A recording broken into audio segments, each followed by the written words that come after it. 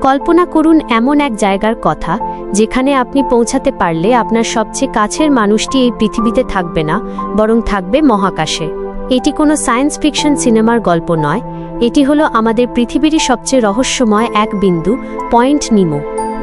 প্রশান্ত মহাসাগরের ঠিক মাঝখানে অবস্থিত এই জায়গাটি যে কোনো স্থলভাগ থেকে প্রায় 2700 কিলোমিটার দূরে।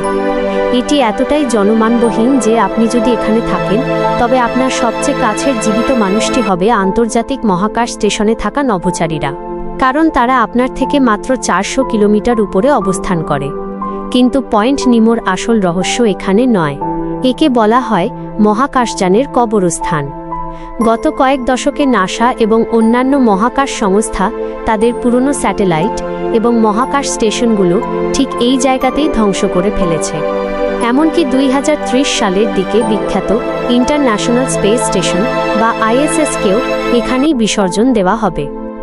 তবে 1997 সালে বিজ্ঞানীরা এই পয়েন্ট নিমো থেকেই এক অদ্ভুত এবং বিকট শব্দ রেকর্ড করেছিলেন, যার নাম দেওয়া হয়েছিল দ্য ব্লুপ।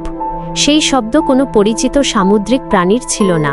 কেউ কেউ মনে করেন সমুদ্রের গভীরে হয়তো বিশাল কোনো দানব লুকিয়ে আছে, আবার কারো মতে এটি ছিল বিশাল বরফখণ্ড ভেঙে যাওয়ার শব্দ।